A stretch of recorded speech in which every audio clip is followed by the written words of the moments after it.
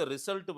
ரிசல்ட்டுக்கு பிறகாக அவருடைய எல்லா செயல்பாடுகளுமே, அதாவது தாவேகாவுக்கு ஆதரவு குடுக்குறது எல்லாத்துலயுமே ஒரு குழப்ப மனநிலையிலேயே பயணம் அவரு இருந்திருக்கு. குழப்பத்துல இருக்காரா? இல்ல அவர அவர யாராவது ஆப்பரேட் பண்றாங்க. ஆப்பரேட் பண்றா இதுல நமக்கு முக்கியமான விஷயம் எடுத்துக்கணும்னா, அ, அ. அவரு ஒரு ஒரு இடத்துல வந்து தெளிவா என்ன பண்றாரு, அவரு விஜய் தாவேகால இருந்து பேசிட்டு இருக்காங்க. விசிகால பேசிட்டு இருக்காங்கன்னும்போது, வன்னியரசு ஒரு இது பண்றாரு. எ மு துணை முதல்வர் க எங்களுக்கு பதவி இனிமேட்டு அதிகாரத்துக்கு வரக்கூடிய சூழ்நிலை இருக்கு. இப்படிலாம் இனி பண்றதுக்கு திருமா இருக்கு. காலம் ஆனா, அப்டின்னெல்லாம் எழுதினாரு. அதுக்கு நடுவுல இங்க பேச்சுவார்த்தை நடந்து எங்க போயிட போறாருன்ட்டு டக்குன்னு என்ன பண்றாரு, ஆளூர் ஷானவாசு உடனே தலைமைகிட்டலாம் எந்த உத்தரவுலாம் கேட்கணும்னு அவசியம் கிடையாது. அவரு உடனே ஒரு இன்டர்வியூ உடனே குடுத்து திமுக விட்டு போனா அது வந்து துரோகத்தான செயல் திமுக அப்படின்றாரு. 3வது நாள் என்ன பண்றாரு, அவருடைய முகநூல் பக்கத்துல இருந்து விசிகாவோட போஸ்டிங்க மட்டும் அத எடுக்குறாரு. பேஜ்ல இருந்து எடுக்குறாரு.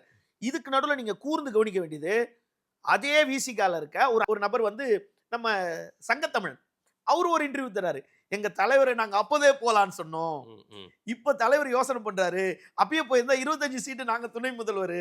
எங்க தலைவர 4 பேர் ஓப்பனா அவங்க சொன்னதான் சொல்றேன். நம்ம ஒண்ணும் வெத்தலையில மை போட்டு பார்த்து சொல்லல. எங்க தலைவர 4 பேர் கெடுத்தாங்க.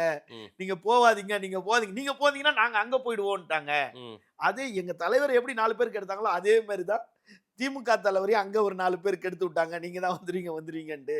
இப்போ எங்க அண்ணன் வந்து எங்க தலைவரால முடிவு எடுக்க முடியல. நான் ஓப்பனாவே சொல்றேன் அப்படின்னு ஊடகங்கள்ல ஓப்பனா சொன்னாரு. ம். நானே என் இல்ல தலைவர்ட்ட இப்ப சொன்னேன். அக்செப்ட் பண்ணிப்பாரா? இது அமைச்சர் பதவி குடுக்குறாங்கன்றதுக்காக ம். அவரு தாவேகாவோட அதாவது அப்படி அமைச்சர் பதவி ஏத்துக்கிறாருனாவே திமுக கூட்டணியில இருந்து வெளியேற கணக்கு தான். சாயந்தரம் வந்து கடிதம் குடுக்கறதுக்கு முன்னாடி 3 மணிக்கு அறிவாலயத்துல போயிட்டு முதல்வர சந்திச்சுட்டு முன்னாள் முதல்வர சந்திச்சுட்டு வந்தாரு பாத்தீங்களா?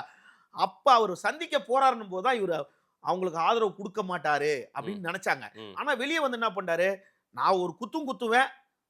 உன்ன அரவணைக்குவேன்ற மாரி, நாங்க வெளிய இருந்து ஆதரவு தர்றோம். ஜன்னலுக்கு வெளிய இருந்து ஆதரவு தர்றோம். அந்த விஜயகாந்த் சொல்லுவாரு, "வரதுந்தா வா.